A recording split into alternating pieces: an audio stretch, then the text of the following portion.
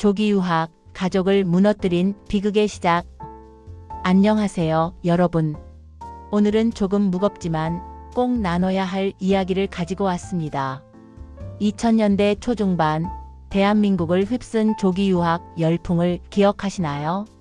내 아이만큼은 글로벌 인재로 키우겠다는 부모들의 열망이 만들어낸 거대한 흐름이었습니다. 당시 많은 가정이 자녀의 미래를 위해 기꺼이 희생을 감수했습니다. 하지만 오늘 제가 들려드릴 이야기는 그 희생이 때로는 가정이라는 울타리 자체를 무너뜨릴 수 있다는 것을 보여줍니다. 이것은 한 가족의 실화를 바탕으로 한 이야기입니다. 이름과 세부 사항은 변경했지만 그들이 겪은 고통과 후회는 고스란히 담겨 있습니다. 이 이야기를 통해 우리는 무엇이 진정으로 아이를 위한 것인지, 그리고 가족이라는 관계가 얼마나 소중하고 또 얼마나 쉽게 무너질 수 있는지 함께 생각해보는 시간을 갖겠습니다. 잠시 멈춤. 준호와 미연. 두 사람은 대학 동아리에서 만났습니다. 준호는 공대생이었고 미연은 인문대에서 영문학을 전공했죠. 서로 다른 성향이었지만 그래서 더 끌렸습니다. 5년간의 긴 연애 끝에 두 사람은 결혼했습니다. 준호는 대기업 연구소에 취직했고 미연은 영어 강사로 일했습니다. 경제적으로도 안정적이었고 무엇보다 서로를 깊이 사랑했습니다. 결혼 2년 차에 아들 지훈이가 태어났습니다. 건강하고 똑똑한 아이였습니다. 준호는 아이를 안고 이렇게 말하곤 했습니다. 이 아이만큼은 내가 겪은 고생을 겪지 않게 해주고 싶어. 최고의 교육을 시켜줄 거야. 미연도 같은 마음이었습니다. 영어 교사로서 한국 교육의 한계를 누구보다 잘 알고 있었으니까요. 잠시 멈춤. 지훈이가 초등학교 6학년이 되던 해 두 부부는 중대한 결정을 내렸습니다. 조기 유학이었습니다. 당시는 2007년경이었습니다. 주변에서 하나둘 아이들을 해외로 보내기 시작했습니다. 영어는 어릴 때 배워야 한다. 한국 입시 지옥에서 벗어나게 해줘야 한다. 글로벌 인재로 키워야 한다는 말들이 난무했습니다. 준호의 회사 동료들도 비슷한 고민을 했습니다. 실제로 몇몇은 이미 가족을 캐나다나 호주로 보낸 상태였습니다. 여보, 우리도 진지하게 고민해 봐야 할 것 같아. 어느 날 저녁, 준호가 조심스럽게 꺼냈습니다. 지훈이가 중학교 올라가면 정말 바쁠 거야. 영어도 제대로 못 배우고 입시 준비에만 매달리게 될 텐데. 미연도 같은 생각이었습니다. 영어 강사로서 한국 학생들이 얼마나 영어로 고생하는지 보아왔습니다. 문법은 잘해도 말 한마디 제대로 못하는 아이들. 대학 가서도 취업해서도 영어 때문에 고생하는 모습들. 그래요. 지훈이는 똑똑한 아이니까 해외에 나가면 더 잘할 수 있을 거예요. 목적지는 캐나다 밴쿠버로 정했습니다. 교육 환경도 좋고 한인 커뮤니티도 잘 형성되어 있었습니다. 무엇보다 비교적 안전한 도시였습니다. 준호는 회사의 고급 인력이었습니다. 연봉도 좋았고 승진 가도를 달리고 있었습니다. 경제적으로는 아내와 아들의 유학 비용을 충분히 감당할 수 있었습니다. 계획은 이랬습니다. 미연과 지훈이가 캐나다로 가서 정착하면 준호는 한국에 남아 경제적 지원을 합니다. 1년에 3, 4번 방문하고 방학 때는 지훈이가 한국에 오기로 했습니다. 3, 4년만 참자. 지훈이가 고등학교 졸업할 때까지만. 두 사람은 서로를 격려했습니다. 2008년 2월 지훈이가 초등학교를 졸업하자마자 모자는 밴쿠버행 비행기에 올랐습니다. 공항에서 준호는 아내와 아들을 꼭 안아주었습니다. 잘 다녀와. 자주 연락할게. 사랑해. 당신도 건강 챙기고요. 곧 보러 갈게요. 세 식구는 웃으며 헤어졌습니다. 그때는 몰랐습니다. 이 결정이 그들 가족에게 어떤 결과를 가져올지. 잠시 멈춤. 밴쿠버 공항에 내린 순간부터 미연은 당황했습니다. Excuse me, where can I get a taxi? 영어 강사로 10년을 일했지만 실제 원어민의 빠른 영어는 달랐습니다. 공항 직원의 말이 제대로 들리지 않았습니다. 지훈이는 엄마 손을 꼭 잡고 불안한 표정을 지었습니다. 엄마, 여기서 어떻게 살아? 미연은 아들을 안심시키려 애썼지만 자신도 두려웠습니다. 숙소에 도착해서도 문제는 계속됐습니다. 렌트 계약서를 이해하는 것, 은행 계좌를 여는 것, 휴대폰을 개통하는 것. 한국에서는 너무나 쉬운 일들이 여기서는 하나하나가 전쟁이었습니다. 더 큰 문제는 지훈이었습니다. 중학교에 입학한 지훈이는 매일 울면서 돌아왔습니다. 엄마, 선생님 말이 하나도 안 들려. 애들이 뭐라고 하는지도 모르겠어. 똑똑하고 밝았던 아이가 점점 말이 없어졌습니다. 한국에서는 반에서 상위권이었던 지훈이가 여기서는 모든 수업을 이해하지 못했습니다. 미연은 매일 밤 아들과 함께 숙제를 했습니다. 영어 사전을 찾아가며 하나하나 해석하고 설명했습니다. 모자는 밤 12시가 넘도록 책상 앞에 앉아 있었습니다. 엄마도 힘들어. 하지만 조금만 참자. 금방 적응될 거야. 미연은 아들을 안아주며 자신도 모르게 눈물을 흘렸습니다. 한편 미연 자신도 힘들었습니다. 낮 시간 지훈이가 학교에 가고 나면 미연은 혼자였습니다. 친구도 없고 할 일도 없었습니다. 한국에서는 영어 강사로서 나름의 사회적 위치가 있었습니다. 제자들이 따랐고 동료 교사들과 소통했습니다. 하지만 여기서는 아무것도 아니었습니다. 그저 유학생 엄마 중 한 명일 뿐이었습니다. 영어 뉴스를 보려고 해도 잘 들리지 않았습니다. 슈퍼마켓 점원과 간단한 대화도 버거웠습니다. 한국에서 배운 영어와 실제 생활 영어는 너무 달랐습니다. 가장 힘든 건 외로움이었습니다. 잠시 멈춤. 한국에서 준호도 힘들었습니다. 퇴근하고 집에 돌아오면 텅 빈 집이 그를 맞이했습니다. 아내가 차려주던 저녁밥도 아들의 시끄러운 소리도 없었습니다. 처음에는 자유롭다고 생각했습니다. 하고 싶던 일들을 했습니다. 친구들을 만나고 취미 생활을 했습니다. 하지만 한 달, 두 달이 지나면서 공허함이 밀려왔습니다. 밤에 혼자 TV를 보고 있으면 문득 미연과 지훈이가 그리웠습니다. 화상 통화를 해도 시차 때문에 시간을 맞추기 어려웠고 통화를 해도 무언가 어색했습니다. 오늘 뭐 했어? 응. 그냥 학교 갔다 왔어. 학교는 어때? 그냥 그래. 대화가 이어지지 않았습니다. 준호는 아들과 점점 멀어지는 느낌을 받았습니다. 3개월쯤 지났을 때였습니다. 준호는 회사 동료들과 술을 마시는 횟수가 늘었습니다. 집에 가기 싫었습니다. 빈집이 너무 쓸쓸했습니다. 야, 준호야. 요즘 자주 나오네? 집에 가봤자 아무도 없잖아. 차라리 밖에서 시간 보내는 게 낫지. 술자리가 늘면서 자연스럽게 여자 동료들과도 자주 어울리게 됐습니다. 처음에는 단순히 회사 동료로서의 관계였습니다. 같이 저녁 먹고 술 한잔하는 정도. 하지만 시간이 지나면서 그 관계가 조금씩 변하기 시작했습니다. 한편 캐나다에서 미연도 변화를 겪고 있었습니다. 너무 외로워서 미연은 한인 교회에 나가기 시작했습니다. 거기서 비슷한 처지의 기러기 엄마들을 만났습니다. 처음에는 위안이 됐습니다. 같은 고민을 나누고 정보를 교환했습니다. 하지만 그 커뮤니티에는 또 다른 함정이 있었습니다. 남편 없이 사는 여자들, 그리고 혼자 사는 남자들. 자연스럽게 만남이 이어졌습니다. 커피 한 잔, 식사 한 끼. 처음에는 정말 순수했습니다.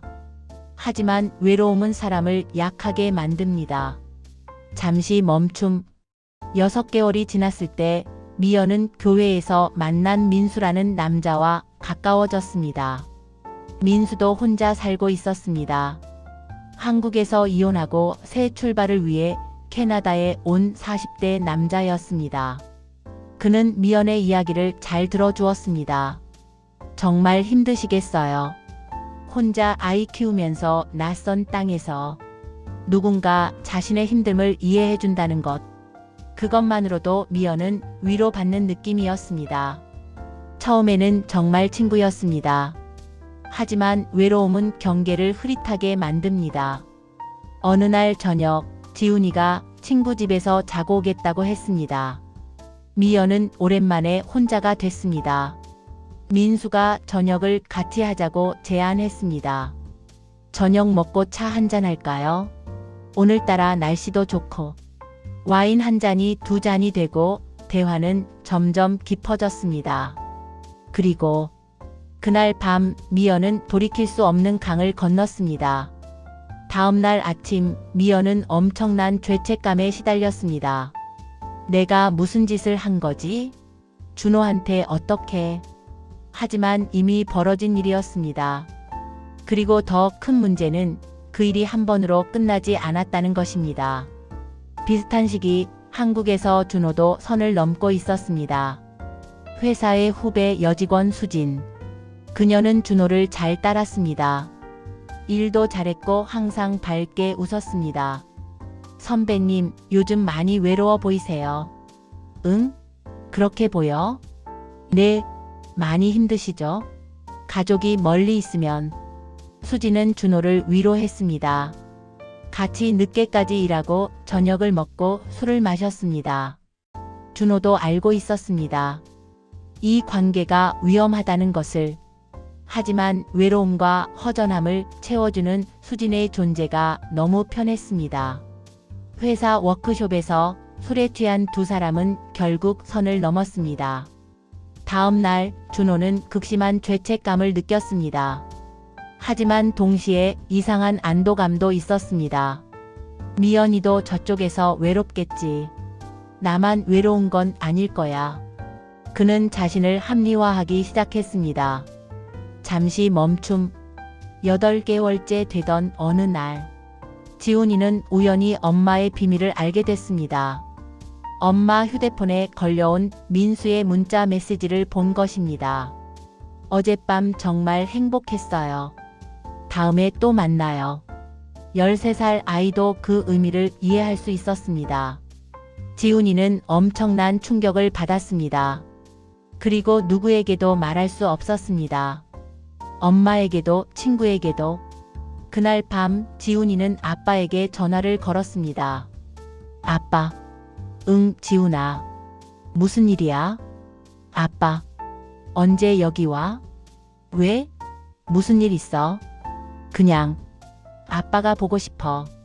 전화를 끊고 지훈이는 울었습니다. 13살 아이가 감당하기에는 너무 무거운 비밀이었습니다. 지훈이의 전화 이후 준호는 이상한 느낌을 받았습니다. 아들의 목소리에서 뭔가 불안함이 느껴졌습니다. 그리고 최근 미연과의 통화도 이전과 달랐습니다. 여보, 요즘 뭐해? 응? 그냥. 지훈이 학교 일정 따라다니고. 힘들지 않아? 괜찮아. 익숙해지니까. 대화가 형식적이었습니다. 예전처럼 서로의 일상을 자세히 공유하지 않았습니다. 준호는 미연의 SNS를 확인하기 시작했습니다. 그녀의 인스타그램에는 낯선 남자들과 함께 찍은 사진들이 올라와 있었습니다. 교회 분들과 함께라는 설명이 있었지만 한 남자가 특히 자주 등장했습니다. 준호는 자신도 모르게 의심하기 시작했습니다. 잠시 멈춤. 크리스마스 휴가 때 준호는 캐나다를 방문했습니다. 가족 상봉의 기쁨은 오래가지 않았습니다. 서로를 보는 눈빛이 예전 같지 않았습니다. 미연아, 그 민수라는 사람 자주 만나? 왜? 그냥 교회 친구인데. 친구치고는 너무 자주 사진에 나오던데? 당신도 회사에서 여직원들이랑 자주 술 마신다며? 그건 회사 일이잖아. 나도 친구야. 여기서 얼마나 외로운데? 말다툼은 점점 커졌습니다. 그리고 마침내 서로의 외도를 눈치채게 됐습니다. 당신, 혹시 너도 그랬어? 두 사람은 서로를 마주보며 무너졌습니다. 그리고 가장 가슴 아픈 건 자신들의 대화를 듣고 있는 지훈이의 모습이었습니다. 방 안에서 지훈이는 이불을 뒤집어쓰고 귀를 막았습니다. 하지만 부모님의 고함 소리는 들렸습니다. 그날 밤 13살 소녀는 무언가 깨지는 소리를 들었습니다. 그것은 가정이 무너지는 소리였습니다. 잠시 멈춤. 2009년 1월 유학을 시작한 지 불과 11개월 만에 미연과 지훈이는 한국행 비행기에 올랐습니다. 조기 유학은 조기 귀국이 되었습니다. 하지만 미연은 집으로 가지 않았습니다. 공항에서 지훈이만 준호에게 넘겨주고 자신은 친정으로 가버렸습니다. 지훈아, 엄마는 조금 쉬어야 할 것 같아. 엄마, 우리 집에 안 가? 미안해. 미연은 아들을 안아주지도 못하고 택시에 올랐습니다. 죄책감과 수치심 그리고 분노가 뒤섞여 있었습니다. 지훈이는 중학교 2학년에 복학했습니다. 11개월 동안 한국어를 거의 쓰지 않았던 아이는 한국어도 영어도 제대로 하지 못하는 상태가 되어 있었습니다. 수업을 따라가기 힘들었습니다. 특히 수학과 과학은 거의 이해하지 못했습니다. 한국 교육 과정이 캐나다와 많이 달랐기 때문입니다. 더 힘든 건 친구 관계였습니다. 야, 너 유학 갔다 왔다며? 영어 잘하겠네? Can you speak English? 친구들이 놀리듯 물어봤습니다. 지훈이는 대답하지 못했습니다. 11개월 동안 영어를 배웠지만 여전히 유창하지 않았습니다. 뭐야, 별로잖아? 유학 갔다 와도 똑같네. 지훈이는 학교에서 점점 고립됐습니다. 유학파도 아니고 한국파도 아닌 어중간한 상태. 어디에도 속하지 못했습니다. 성적은 급격히 떨어졌습니다. 초등학교 때 상위권이던 아이가 중학교에서는 하위권이 됐습니다. 준호는 아들을 위해 과외를 시키고 학원을 보냈지만 소용없었습니다. 지훈이의 눈에서 빛이 사라졌습니다. 한편 준호와 미연은 이혼 절차를 밟기 시작했습니다. 처음에는 협의 이혼을 시도했습니다. 하지만 재산 분할과 양육권 문제에서 의견이 엇갈렸습니다. 지훈이는 내가 키워야 해. 엄마가 필요해. 당신이 키워? 캐나다에서 뭐 했는데? 제대로 돌봤어? 당신은? 한국에서 바람 피우면서. 너도 마찬가지잖아. 서로를 비난했습니다. 한때 그렇게 사랑했던 두 사람은 이제 원수가 되어 있었습니다. 결국 6개월간의 조정 끝에 이혼이 성립됐습니다. 양육권은 준호에게, 미연은 한 달에 한 번 지훈이를 만날 수 있는 면접 교섭권만 받았습니다. 이혼 조서에 도장을 찍는 순간 두 사람은 각자의 눈물을 흘렸습니다. 가장 큰 피해자는 지훈이었습니다. 부모님의 이혼으로 지훈이는 깊은 상처를 받았습니다. 자신 때문에 가정이 무너졌다는 죄책감에 시달렸습니다. 내가 유학 안 간다고 했으면, 내가 더 잘했으면. 14살 소녀는 자신을 탓했습니다. 학교 상담 선생님은 지훈이에게 우울증 징후가 있다고 했습니다. 전문적인 상담이 필요하다고 권했습니다. 준호는 아들을 정신과에 데려갔습니다. 의사는 청소년기 우울증과 적응장애 진단을 내렸습니다. 아버님, 지훈이는 지금 매우 힘든 시기를 겪고 있습니다. 가족의 사랑과 관심이 절실히 필요합니다. 하지만 준호도 이혼의 상처로 힘들었습니다. 아들을 제대로 돌보기 어려웠습니다. 잠시 멈춤. 이 이야기는 2014년, 그로부터 5년 후의 상황으로 이어집니다. 지훈이는 고등학교 2학년이 됐습니다. 성적은 여전히 좋지 않았고 친구도 별로 없었습니다. 하지만 다행히 미술의 재능을 발견했습니다. 그림을 그릴 때만큼은 행복해 보였습니다. 준호는 여전히 혼자 살고 있습니다. 수진과의 관계는 오래가지 못했습니다. 회사에서는 승진했지만 집에 돌아오면 여전히 외롭습니다. 미연은 재혼했습니다. 하지만 지훈이와의 관계는 예전 같지 않습니다. 한 달에 한 번 만나지만 대화가 어색합니다. 어느 날 준호는 지훈이와 함께 옛날 사진을 보게 됐습니다. 아빠, 우리 옛날에는 정말 행복했구나. 사진 속에는 웃고 있는 세 가족의 모습이 있었습니다. 지훈이 초등학교 운동회 날, 유원지에 놀러 갔던 날, 크리스마스에 케이크를 자르던 날. 그래, 행복했지. 준호의 눈에서 눈물이 흘렀습니다. 잠시 멈춤. 이 이야기를 통해 우리는 무엇을 배울 수 있을까요? 첫째, 아이의 교육도 중요하지만 가정의 행복이 우선입니다. 준호와 미연은 아들을 위한다는 명분으로 가족을 떨어뜨렸습니다. 하지만 결과적으로 아이에게 가장 큰 상처를 준 것은 부모의 이혼이었습니다.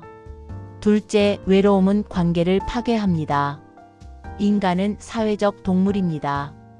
외로움을 혼자 이겨내기는 매우 어렵습니다.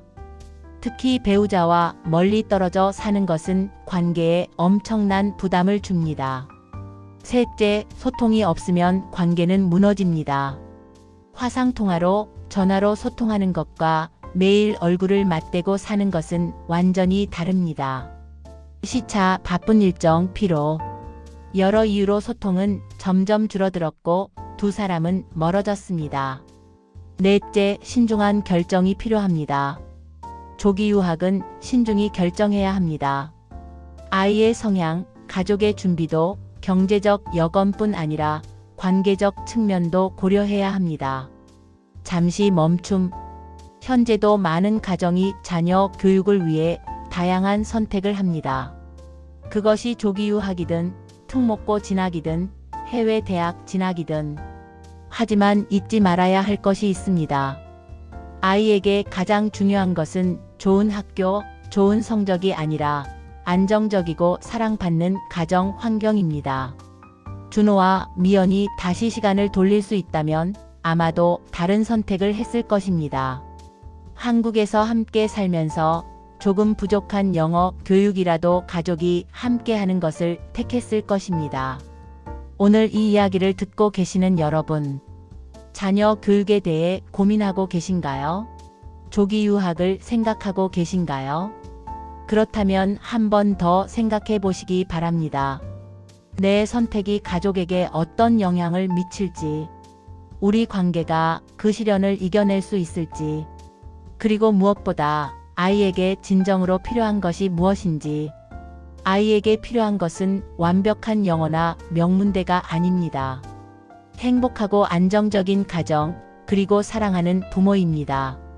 오늘 이야기가 여러분의 선택에 조금이나마 도움이 되기를 바랍니다. 시청해 주셔서 감사합니다. 잠시 멈춤. 이 이야기는 실제 사례를 바탕으로 재구성한 것입니다. 개인정보 보호를 위해 이름과 세부 사항은 변경되었습니다. 조기 유학이나 기러기 가족으로 어려움을 겪고 계신 분들을 위한 상담 서비스는 한국가족상담협회 해외 한인 가족지원센터 청소년 상담복지센터에서 받으실 수 있습니다. 청소년 상담복지센터는 1388번으로 연락하시면 됩니다. 끝으로 좋아요, 구독 부탁합니다. 감사합니다.